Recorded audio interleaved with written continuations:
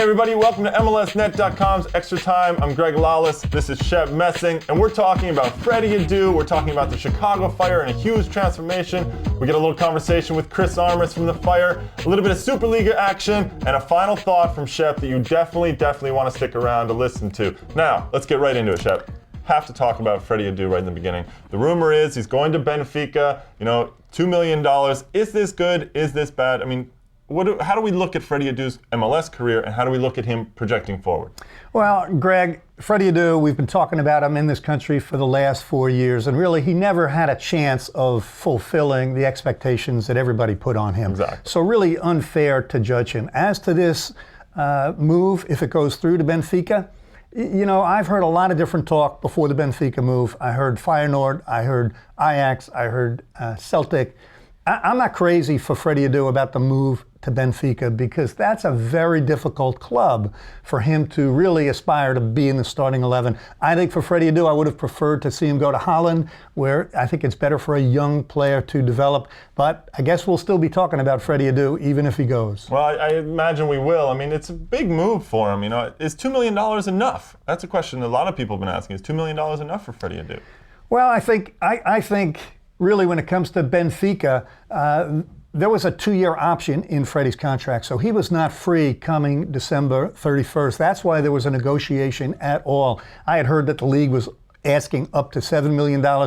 I think for the league, take the $2 million and run. The Freddy Adu saga is over. All right. Well, eventually the market sets the price, and that's the price they got for Freddy. So, there are some players, though, in MLS who have decided to stick around. Freddy's moving on, but Eddie Johnson decided to stick around. Dwayne De Rosario down in Houston decided to stick around. What are your thoughts on these guys sticking around and not saying, let's go overseas? Well, I think it's really a function of the David Beckham rule. We've talked about it earlier in the year on this show, Greg. This has been the greatest year in Major League Soccer that I remember in the last 5 or 6 years. There's a buzz, not just about Beckham, Juan Pablo Angel, Scalota, Marinelli, Blanco. And so I think players like Eddie Johnson right now, maybe a Shalry Joseph, are saying, hey, you know what? This league has a buzz. I want to be here. And you see a player like Paulo Wanchope coming in Chicago as well. And these are guys that they've been overseas. They hear the buzz while they're over there. Melberg from Aston Villa was talking about the other day. He said everyone in Europe is talking about maybe coming to MLS. So I agree. You have some guys who say, why don't I stick it out and see where this goes? Well, I think it's a great time in this country for Major League Soccer, but,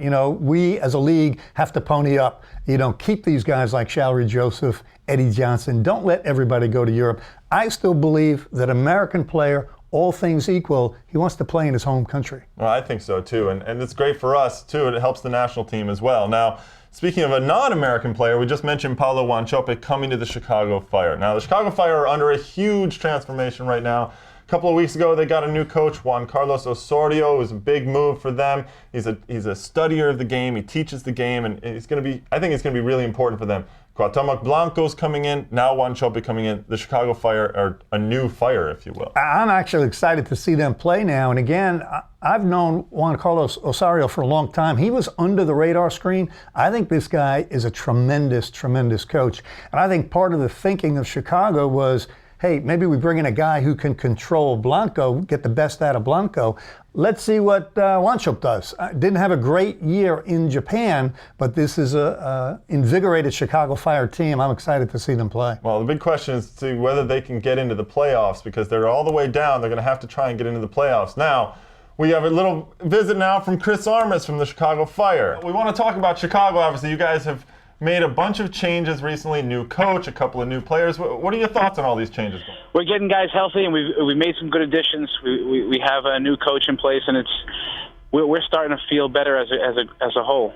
Chris, tell us about the chemistry in the locker room. Great game against Toronto, and I had some questions about Blanco in the locker room, but it seems to me that he's come with the right attitude. How are things in the locker room?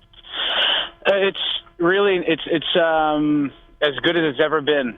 From 1 to 28, in our entire roster, guys feel like everyone feels like they have a chance. Everyone feels like they have an opportunity to get into the 18, into the 11.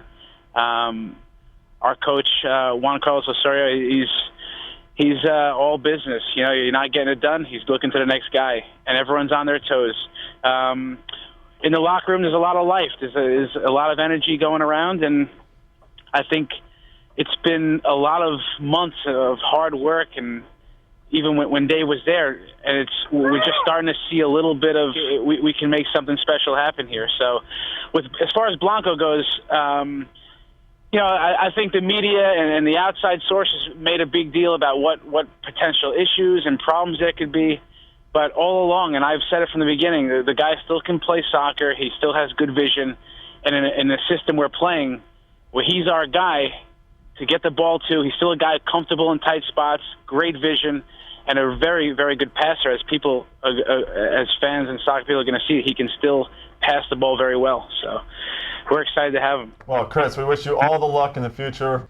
So in SuperLiga action, MLS teams are taking on Mexican teams, and I gotta say, I've got the fever. I mean, SuperLiga fever is everywhere right now. Every single game has been fun, they've been fiery, elbows are flying, tackles are hard, teams are getting into this, and I can't get enough of it. Don't touch me if you have the fever. But Greg, I agree with you. I didn't think after Gold Cup, Copa America that I'd get excited about this tournament. But guess what? There's $1 million at the end of the rainbow, and these teams, they're playing hard. Now, the money will always raise the level in any tournament.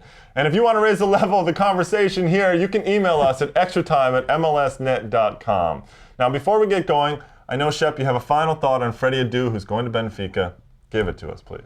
I do. 4 years ago, in this country, soccer was looking for publicity. So we latched on to a young 14-year-old kid, Freddy Adu. We over-promoted him, we over-hyped him, we shamelessly exploited him. We don't need that anymore in this country for soccer. So for Freddy Adu, I hope he goes on to Europe, to Benfica, and has a good professional career. Well, I have to agree with you there. One of the things is to remember about Freddy is he's only 18. So, going forward, he's going to have all that time to still develop into a great player. So that's all the time we have here on MLSnet.com's Extra Time. I'm Greg Lalas. This is Shep Messing, and we will be here next week to kick it around.